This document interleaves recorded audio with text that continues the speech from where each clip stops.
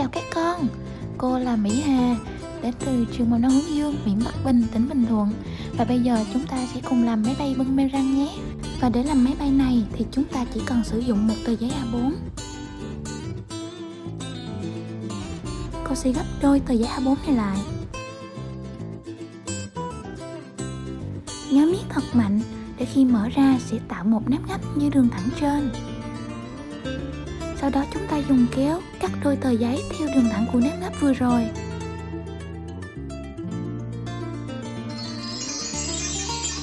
Và chỉ cần dùng một nửa tờ giấy vừa cắt để làm máy bay nhé.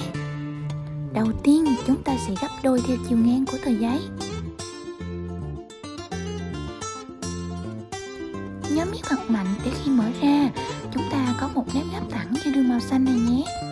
Tiếp theo mình sẽ gấp phần góc của tờ giấy tạo thành hình tam giác. Các con nhớ canh sát mép ngang của tờ giấy nhé. Mình nhớ miết thật mạnh tờ giấy nè. Rồi khi mở ra mình sẽ tạo một nếp gấp giống đường màu xanh như thế này. Và ngược lại chúng ta cũng sẽ gấp ở góc bên kia tạo thành hình tam giác. Và nhớ là phải sát mép ngang và miết tờ giấy thật mạnh đó nhé. Và khi mình mở tờ giấy ra thì cũng sẽ có một nếp gấp như vậy. Sau khi gấp thì chúng ta đã có một đường thẳng và hai đường xéo. Và chúng ta sẽ gấp theo hai đường xéo này nhé. Kéo phần góc và gấp thẳng theo đường xéo tạo thành hình tam giác. Miết mạnh tờ giấy và tiếp tục mình kéo góc còn lại áp sát vào đường xéo. Làm tương tự như bên kia nhé.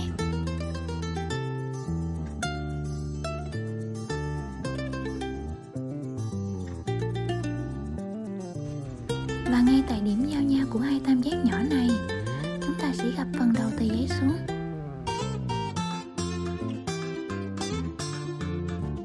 Nhớ canh thành một đường thẳng theo nếp gấp cũ nhé. Sau đó mới bắt đầu miết mạnh phần trên của tờ giấy. Tiếp theo, từ hai đường gấp này, chúng ta sẽ gấp thêm hai tam giác nhỏ nữa. Miết mạnh hai bên phần tam giác để khớp vào đường thẳng các con nhé.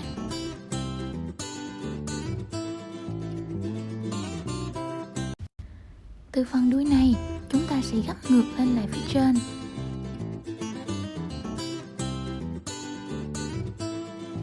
Chú ý chườm một khoảng nhỏ ngay sát 2 mét tam giác nhé.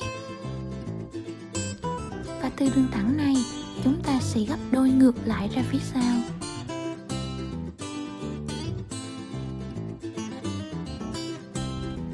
Miết mạnh nào.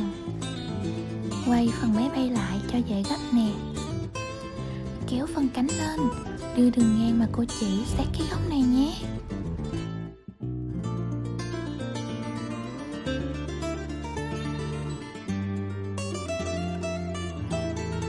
Phía trên nó nhọn nhọn như vậy nè. Sau khi đã canh đúng rồi thì mình miết tờ giấy. Quay ngược máy bay lại và gấp như phần bên kia. Hai bên cánh khớp nhau là được nè. Cùng miết mạnh nào.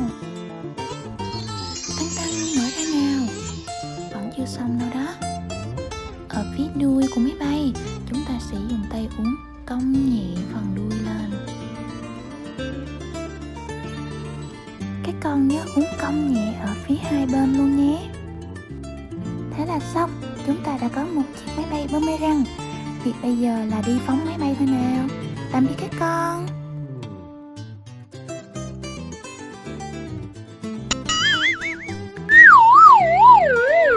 Khi phóng đi thì máy bay sẽ tự động quay về. Việc của chúng ta chỉ là chụp máy bay thôi. Chúc các con gấp máy bay thành công nhé.